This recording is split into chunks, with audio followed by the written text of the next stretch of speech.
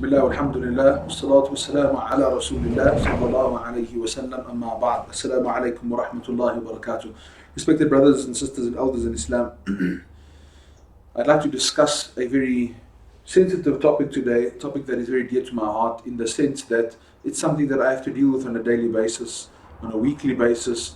The things that we have to see in relationships in the communities that we serve in as imams, as ulama, as community members and community leaders, and being people of knowledge, the ulama are normally referred to and called upon to assist in this regard. It's very sad, and it's a very sad reflection of our spirituality, and it's something that brings us back to two things really. Number one is our own spiritual reformation. How reformed, how good are we at being Muslims? How much effort do we make on bringing the character traits and the qualities and the behavior of Rasulullah sallallahu alaihi wasallam into our lives? And number two, it brings us down to double standards. And I'll share a story with you, and then we will start deconstructing it, inshallah, so everybody can understand what we're talking about.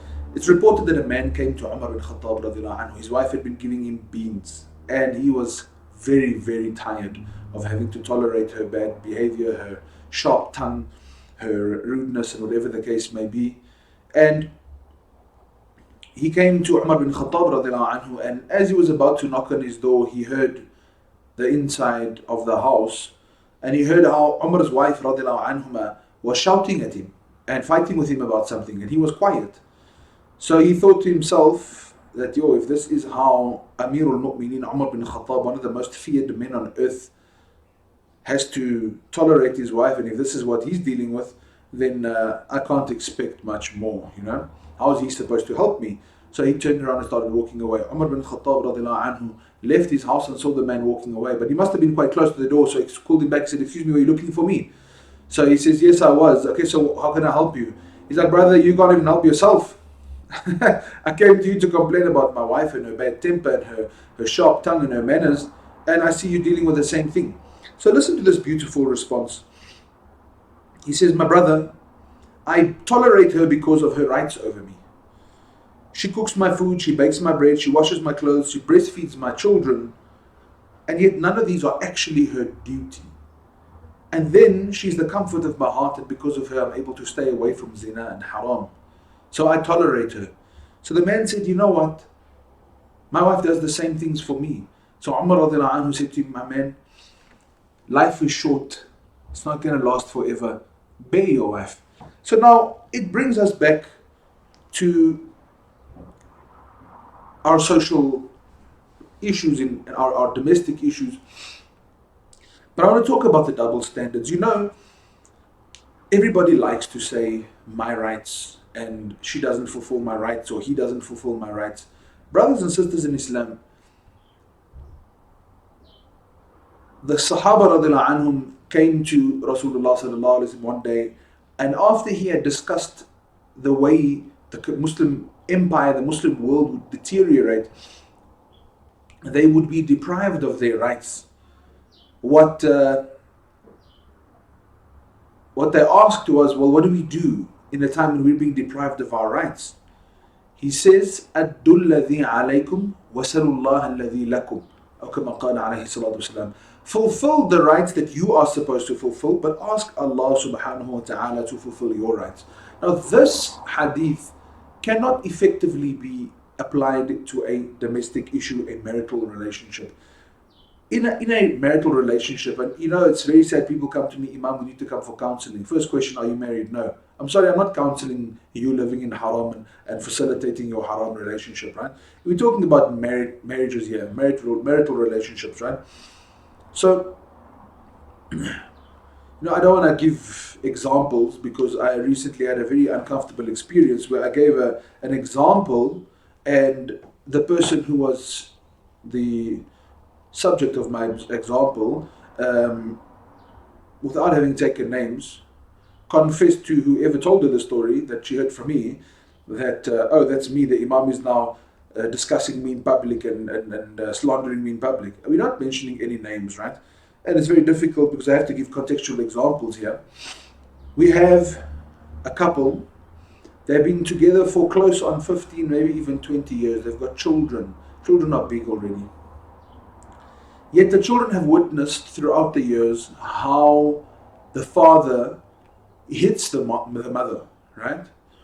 Now the sons are hitting their sister, and the elder son gets married, and now he starts slowly but surely ill-treating his wife. Now let me explain to you the problem with vindication. Now you in a marriage, and your mentality is, my wife doesn't fulfill my rights. My wife must this, my wife must that. She's supposed to this and she's supposed to that. Okay?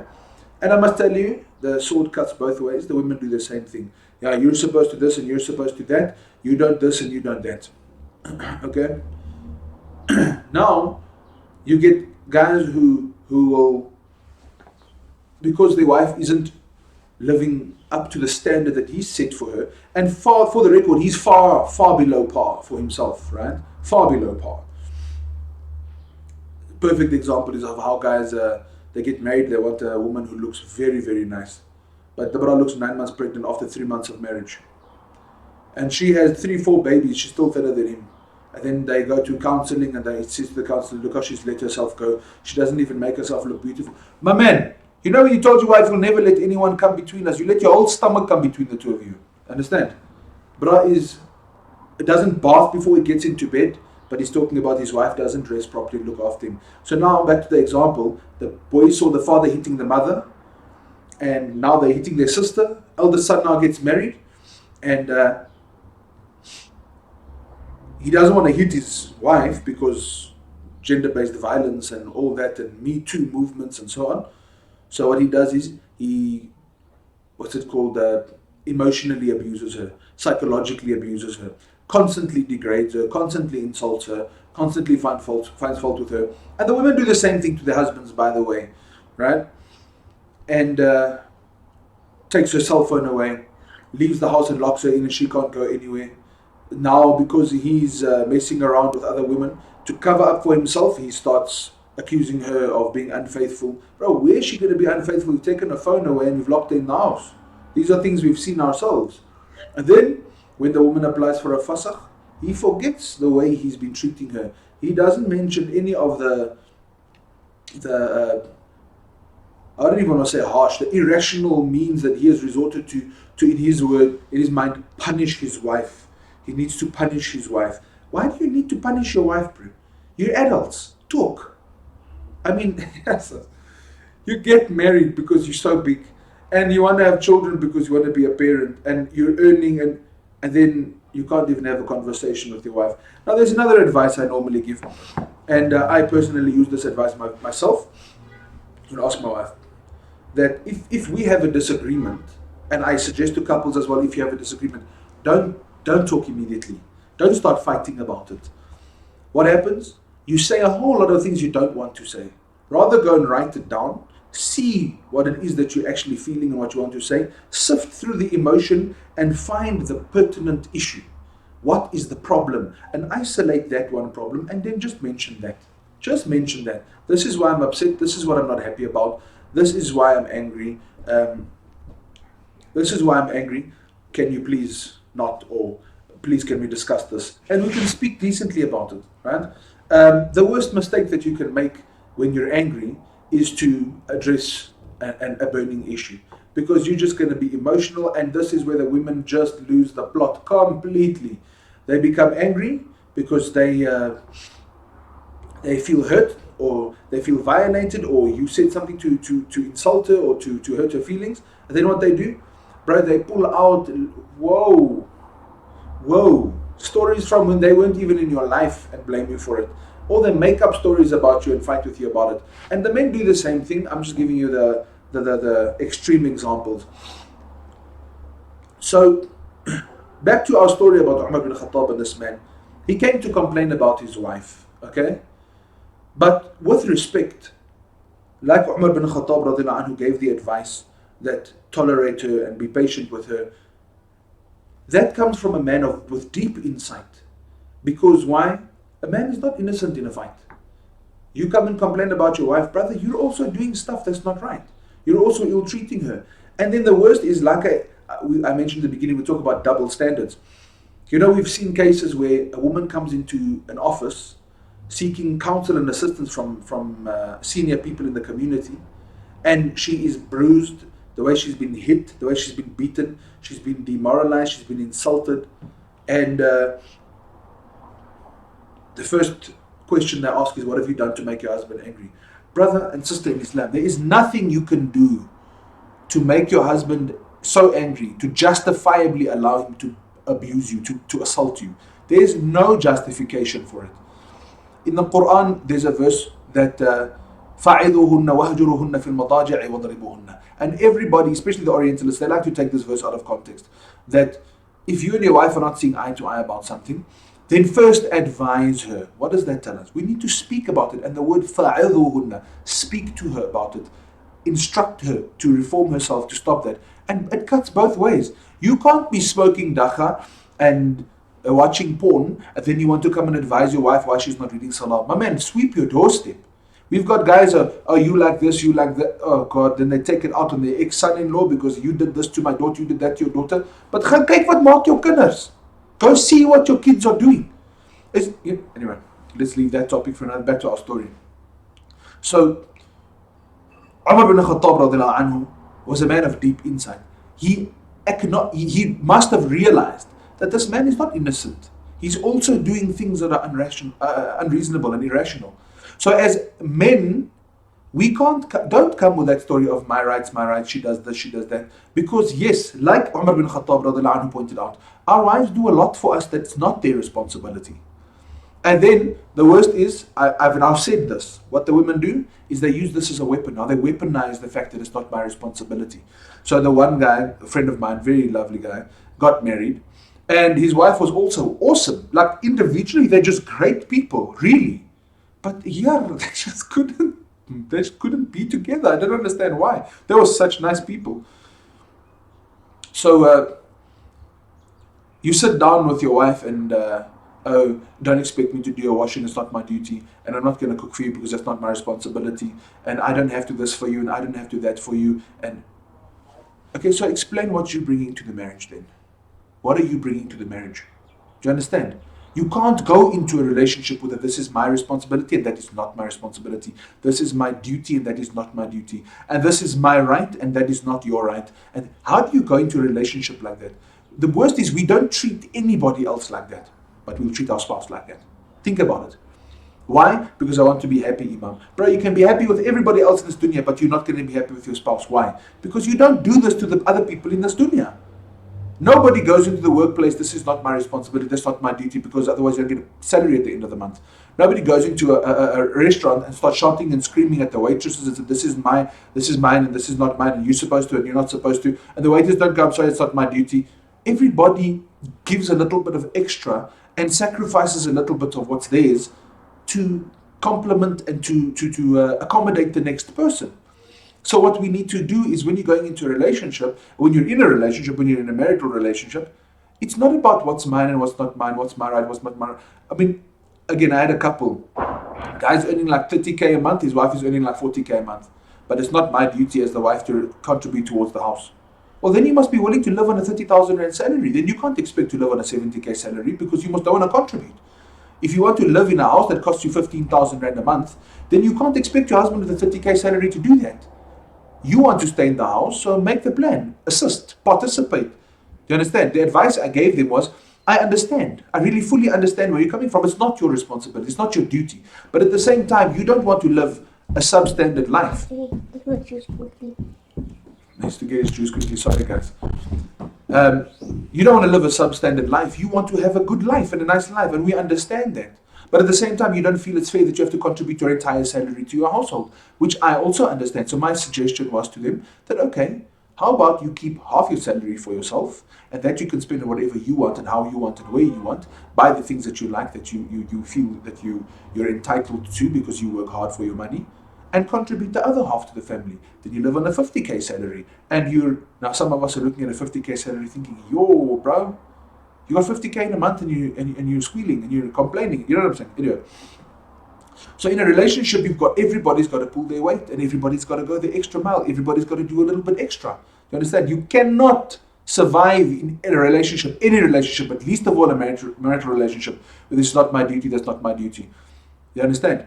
Because when it comes to black and white, hukuk, rights in Sharia, Sharia is very black and white, extremely black and white. This is yours, this is not yours, this is mine, this is not mine, and you get this and you don't get that. It's very black and white. But the grey area of compromise is vast in Sharia, very, very vast, and that's where we need to keep our marriage and our relationship. And another double standard that I'm going to point out before we conclude this lecture, like I said, woman comes in the office, she's bruised, she got a ring under her eye, and then what have you done to make your husband angry? What did you do to make him hit you like this? I mean, is that the advice you give? And then he runs his mouth and she starts performing because she's emotional, she's just gotten abused. And then what's the advice given to the husband? Brother, you know what?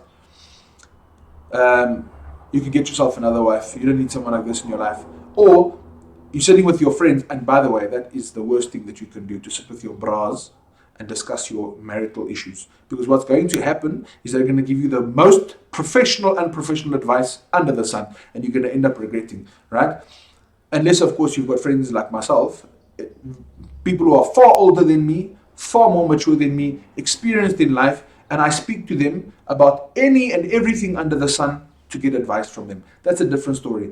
But preferably, don't discuss your marital issues with your friends, because you'll go kiss and make up. But the destructive implications of your what you've said about your spouse stays in your friends' minds. And then you speak to your friends about it, your bras. Sorry about my mouth, guys.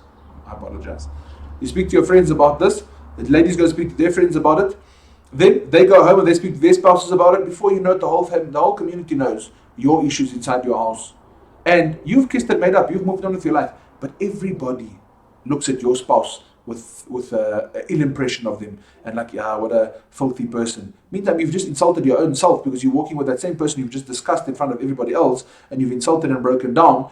You're now walking with that same person in public, and you're all happy. And they must be thinking to themselves, was it the truth or not? Because how's he so happy? Do you understand what I'm saying? So then why I'm saying this is the most professional, unprofessional advice you'll ever get. You go to your friends, bro, take a second wife. Yeah, she'll come right very quickly. Really, that's going to solve your problems. My man, if you cannot have a rational, mature conversation with your one wife, explain to me how you are going to do damage control between two uppers, bro. How are you going to do it? Because I've seen this time and time again. That's the worst advice you can give a guy. That if your wife is giving you beans, just take a second wife, she'll come right very quickly. Because why? Because now she's going to have to compete with another woman. Let me tell you what's going to happen. You get your other wife, your first wife makes your life so miserable, so absolutely miserable, and the ladies can be upset with me, ladies can be cross, but this I have seen time and time again. Try and disprove me. I challenge you to disprove me. I challenge you to disprove me. What the woman do? First wife makes this man's life a living hell. Because why? She feels betrayed that he has got to get a second wife. It's completely permissible in Sharia. We can't deny that, right? But normally what happens is the bra will go and cheat on his wife, and then when he gets caught, then suddenly Sharia said he can have a second wife. Before he got caught, Sharia never said anything about a second wife, only after he got caught, or after she falls pregnant, right? So the first wife makes his life a living hell, and she starts nailing the second wife. Now the second wife, she didn't want to walk into a World War III here, so she humbly asks for a divorce, because I'm not willing to live under these circumstances. I'm trying to be happy with my husband. He's squealing to me about his first wife, the way she's treating him and speaking so onnodig, and I'm being nailed, called a snake and a gold digger and a home wrecker and a whatnot. So can I please just go?